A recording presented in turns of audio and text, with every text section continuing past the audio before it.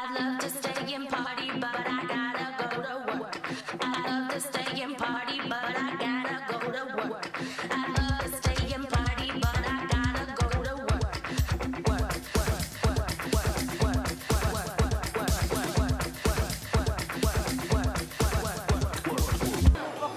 Le conseil d'administration de la fédération régionale, en 2005-2006, s'est penché sur, je dirais, le projet donc, que nous avons aujourd'hui, le projet mobilité. Comment faire voyager les jeunes pendant leur formation. Nous estimons qu'au cours de leur formation, il faut que ces jeunes aillent découvrir un autre pays, aillent découvrir une autre culture. En fait, depuis 2006, on a mis en place une politique d'ouverture aux autres et au monde. Et cela sous-entend pour une grande partie de nos jeunes de pouvoir vivre une fois durant leur scolarité chez nous, de faire un stage d'une semaine ou de 4 semaines, voire plus, dans une entreprise européenne. 380 jeunes par an qui partent dans toute l'Europe effectuer ce type d'expérience. Le point fort de MFR, c'est l'alternance. C'est l'alternance et surtout la découverte de l'entreprise pendant sa formation. C'est 80, 90, 95% d'insertion. C'est d'autant plus important que nos jeunes font de l'alternance au quotidien. C'est-à-dire que c'est vrai, ils partent 2 semaines en entreprise et ils sont 2 semaines en maison familiale. Et le fait qu'ils partent en alternance européenne, ça nous paraissait aussi une évidence. Il suffit d'aller un petit peu plus loin et de s'organiser, parce que ça demande quand même une autre organisation que de rester sur son territoire français. Mais là, du coup, on est vraiment dans nos valeurs pédagogiques et du coup ça nous permet d'élargir notre fonctionnement et de travailler beaucoup plus de manière transdisciplinaire. Alors donc le projet de mobilité à la maison familiale de l'Espar, c'est tout simplement que nous sommes partenaires avec le réseau des maisons familiales région Aquitaine. On a pendant une année donc des réunions, on prépare ensemble les dossiers au niveau subvention, écriture du dossier, écriture pédagogique, et ensuite il y a une préparation avec les élèves. Et la préparation avec les élèves, c'est on va dire 6 mois où on leur explique voilà, comment va se passer la mobilité, les stages, et on prépare avec eux des outils de communication pour qu'ils puissent communiquer avec leur maître de stage. Il y a une vingtaine de maisons en Aquitaine qui pratiquent la mobilité, donc autant de formations différentes. Mais la plupart sont quand même des bacs pro sanitaire et social. Nous avons aussi des bacs pro vente qui partent, commerce et les filières agricoles. Donc la plupart des filières sont quand même représentées à la mobilité. Alors, à la maison familiale de l'Espar, on avait cette année 40 jeunes de terminale. Donc, tout simplement, il s'est décomposé ce groupe en 2. Donc, nous avons eu 23 jeunes sur l'île de Malte et nous avons eu 17 jeunes au Québec. On touche quasiment toute l'Europe. Sur les 28, je pense qu'on a à peu près une vingtaine de partenaires européens. Donc, c'est pas toujours les mêmes. On varie d'une année sur l'autre en fonction aussi des appétences de chacune des équipes. Et puis de la solidité des partenariats. À Malte, nous avons tout simplement un réseau de partenaires hôteliers. Donc les jeunes étaient en stage dans des grosses structures hôtelières. Donc nous étions sur des hôtels-restaurants du style 4-5 étoiles. Et leur travail était tout simplement aller soit en cuisine, soit au service, soit à la réception, à l'accueil. Et ils ont tourné pendant 1 mois sur ces différents postes afin de pouvoir communiquer avec un maximum donc, de personnel et surtout parler la langue anglaise.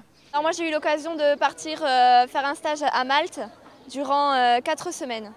J'ai fait mon stage à l'hôtel Le Sichel, qui est un hôtel 4 étoiles. L'arrivée était assez compliquée parce que y a la différence de langue. Là-bas ils parlent anglais, nous on est des Français, on n'est pas forcément très bons en langue, mais très vite avec le stress on est forcé de se faire et donc ça rentre assez vite. Donc depuis 7 ans, nous apercevons qu'un jeune qui part 15 jours, 3 semaines, 1 mois, revient complètement transformé. C'est compliqué mais c'est très enrichissant, dans le sens où on découvre quelque chose de totalement différent et comme on est vraiment à fond dans le cadre, on s'habitue très vite. Étant donné qu'on était dans des appartements, en groupe, d'un point de vue autonomie c'était top, d'un point de vue langue aussi. L'anglais j'ai beaucoup progressé, beaucoup en compréhension plus qu'en oral, mais beaucoup de progression. Ouais. L'impact sur les jeunes, qu'est-ce que ça leur apporte ? Dans un premier temps, une ouverture d'esprit, et pour nous c'est le plus important, c'est la possibilité de vivre la mobilité, mais mobilité on va dire de transport, prendre l'avion, prendre un tram, prendre le bus, sortir à plus de 50 km autour de chez eux, donc c'est pas anodin, c'est découvrir l'Europe et l'histoire de l'Europe d'une autre façon, c'est de rencontrer d'autres méthodes professionnelles, c'est de découvrir d'autres cultures et finalement envisager son espace un peu plus large que celui qu'ils connaissent jusqu'alors, quoi. C'était bien, ça a appris de nouvelles, découvrir de nouvelles cultures. C'est pas forcément la même en France que là-bas. De nouvelles personnes aussi, d'être dans un élément différent que celui qu'on a l'habitude. C'est génial, c'est une opportunité qu'on peut avoir une seule fois dans sa vie, quoi. Non, c'est vraiment génial de partir à l'étranger, voir une nouvelle langue. Non, c'est vraiment important, c'est bien. C'est une bonne expérience niveau professionnel parce qu'on découvre d'autres techniques que celles qu'on a en France, de nouvelles structures et qui n'est pas forcément la même ici aussi. Les entreprises qui acceptent de se lancer, finalement, poursuivent après cette expérience. Donc il y a vraiment un intérêt notoire dès le départ. C'est vrai qu'on entend souvent des entreprises qui sont de temps en temps réfractaires à cause de la langue, parce qu'il faut s'impliquer, il faut dégager du temps pour un tuteur. Mais souvent, la première expérience lève toutes les barrières, tous les freins, parce qu'ils se rendent bien compte que l'accueil d'un jeune, eh bien, si derrière tout cela, il y a une action sociale, il y a il y a des échanges culturels, il y a des échanges même professionnels. Et comme il a été dit aujourd'hui, nos jeunes ont des compétences, ils sont en formation professionnelle, donc ils ne partent pas vierges d'expérience, quoi. Les entreprises sont énormément touchées au début d'avoir été choisies, qu'elles puissent correspondre aux besoins spécifiques du jeune apprenti, parce que c'est ça le point. L'entreprise grecque est très touchée. Être très touché, c'est un honneur, ça leur donne du prestige. Le technicien, le formateur, c'est-à-dire le chef de l'entreprise ou le tuteur de l'entreprise s'implique énormément et il peut transférer sa méthode de travail qui est différente et c'est ça l'enrichissement. C'est l'échange mutuel des connaissances. Pour nos entreprises d'accueil, c'est aussi enrichissant parce que nous, on apprend aussi, on est un peu forcé à apprendre la langue du pays des stagiaires, cette culture, des nouvelles méthodes, on s'améliore, on partage. Donc ça, c'est intéressant, c'est un dialogue assez important de nos jours dans une Europe justement ouverte. Le chef d'entreprise et le jeune communiquent dans le thème de la formation. C'est-à-dire qu'un marteau en grec est un marteau en français. Donc on utilise nos gestes, on utilise notre corps pour s'efforcer, on s'extériorise, on a confiance en soi, on rigole beaucoup et à la fin, ils s'entendent très bien. Bien sûr, il y a l'aide du lexique qui est en poche et le jeune a son bloc-notes sur lequel il écrit les mots magiques qu'il aimerait bien apprendre en fin d'après-midi par moi ou pour mon équipe pédagogique. Il faut bien savoir que les élèves, avant de venir dans le pays d'accueil, ils ont quand même un stage linguistique où ils apprennent une nouvelle langue. Ils sont, par exemple, au niveau du Portugal, ils sont restés dans des familles portugaises avant de venir au Portugal, ce qui est très important parce qu'ils ont connu la gastronomie, la culture, les mœurs avant d'être dans le pays. Nos voisins, ça c'est un message qui passe très fort, eh bien ils sont dans toute l'Europe. C'est un message qui est fort et qu'on espère en tout cas faire passer à nos jeunes et qu'ils reviennent chargés de tout ça parce que c'est vrai qu'ils partent avec quand même beaucoup de préjugés. Et une des premières remarques de leur part, c'est vrai que chez nos voisins c'est vraiment différent. Il y a des trucs bien, il y a des trucs pas bien, mais finalement chez nous il n'y en a pas mieux ou il y a mieux. Mais c'est d'accepter que finalement on n'est pas tous les mêmes valeurs et qu'on n'est pas tous les mêmes fonctionnements et que finalement chacune de nos manières de faire peuvent être bonnes aussi, quoi. Alors cette journée elle est vraiment importante parce que ça nous permet de rassembler tous les jeunes de chacun des départements et donc du coup de créer une communauté Leonardo. Ils échangent toutes leurs expériences. Qu'est-ce que vous évoquez ce pays-là avant de partir? Ça peut être au niveau de l'architecture, de la gastronomie, des gens, du style vestimentaire, du paysage. Alors cet atelier consiste à faire réfléchir les jeunes sur les préjugés et les stéréotypes, savoir l'image qu'ils avaient avant de partir dans leur pays de destination et quelles images ils en ont aujourd'hui après avoir séjourné là-bas. Donc essayer de leur montrer que ce qu'on croit n'est pas toujours la réalité. Qu'on pensait que la nourriture était bizarre, c'est-à-dire que c'était pas bon quoi. Et qu'ils nous appelaient les froggies aussi. Et alors, c'est vrai? Non, c'est pas vrai du tout. Si. Non, c'est pas vrai. Si, dans ma famille, ils nous appelaient les froggies. Ah ouais. Dans ma famille d'accueil. Sinon, ils nous l'ont dit plusieurs fois, les froggies.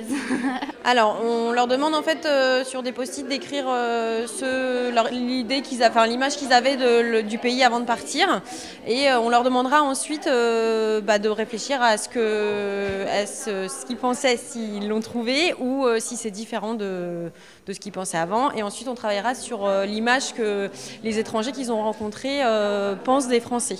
Oui, vraiment tolérants. Ils nous aidaient beaucoup. Je travaillais avec des bénévoles et ils faisaient tout pour que j'arrive à me faire comprendre et à les comprendre. Ils m'ont laissé la responsabilité de tenir une boutique toute seule aussi. Voilà. Alors en fait, on a mis des mots-clés sur le corps de notre cher camarade. Donc échange, mixité, politique, Internet, Facebook, Snap. Et la ceinture, ça représente la mixité des couleurs, la mixité des pays de l'Europe.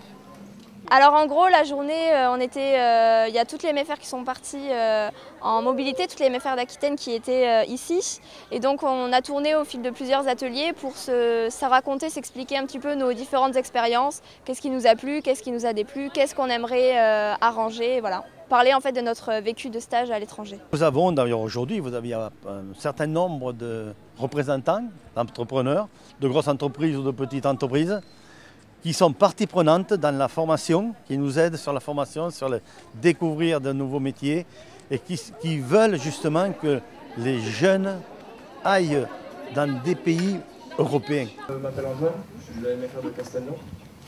Je voudrais savoir s'il y a des équivalences de notre bac pro au niveau européen et sinon, que comptez-vous faire pour faciliter les démarches? C'est-à-dire que chaque pays a la charge de la formation et de l'éducation et donc est en charge de la construction des parcours de formation professionnelle. Cela dit, dans beaucoup de cas, on retrouve une partie enseignement professionnel secondaire, ce qui est grosso modo l'équivalent de vos bacs pro, et puis ensuite une partie formation professionnelle qui relève de l'enseignement supérieur. Et cela recouvre pour nous les BTS avec un petit bémol puisque ce BTS se déroule sur une durée de 2 ans, ce qui n'est pas toujours le cas dans les autres pays européens. C'est de permettre aux formateurs et aux équipes pédagogiques de se retrouver aussi un temps pour échanger sur les problématiques, ce qui fonctionne, ce qui ne fonctionne pas. Alors l'intérêt en tant que formateur, c'est à un moment donné de marquer la fin des mobilités, où aujourd'hui pratiquement toutes les maisons familiales sont rentrées des mobilités. Et surtout pour les jeunes, c'est ce moment de partage et d'échange et de montrer, voilà, nous on a fait cette expérience-là à partir de l'atelier des films, qui à mon sens est très important pour les jeunes, puisque ça les valorise, et de raconter qu'est-ce que nous avons fait. C'est important pour eux de montrer que voilà, les mobilités sont finies, on est quelques jours avant le bac, et quelque part, il faut qu'on se retrouve pour finaliser cette journée. Et il faut savoir que d'ici quelques minutes va être remis tout simplement l'Europass, donc le certificat comme quoi ils ont bien réalisé un stage à l'étranger. Je remets à Charlotte donc l'Europass pour l'ensemble des 40 élèves de la maison familiale de l'Espar. Et donc bon succès à vous pour la suite et surtout je vous souhaite bon courage pour le bac. On nous a remis l'Europass. Donc c'est un livret en fait qui indique qu'on a fait une mobilité européenne. C'est aussi pour nous un gage de qualité parce que dans nos projets il y a tout un descriptif du processus Et la valorisation fait partie également du processus de qualité du projet. Donc il est important aussi d'avoir ce temps de valorisation. Et à l'échelle régionale, pourquoi? Parce que derrière, il y a une volonté d'encourager et d'inscrire. Plus on est, et plus on a confiance, et plus on continue, et plus on se dit que finalement il y a un intérêt. Si les autres y vont, il faut y aller. J'avais pas du tout envie de voyager. J'avais très peur de partir. Et maintenant, j'ai un projet de faire fille au père et de partir pendant plusieurs mois pour devenir bilingue. C'était une très bonne expérience et si c'était à refaire, je le referais sans souci. Je sais pas, de partir parce que c'est bien et c'est enrichissant. D'y aller parce que c'est une expérience géniale. Je le referai tout de suite. Je repartirai directement.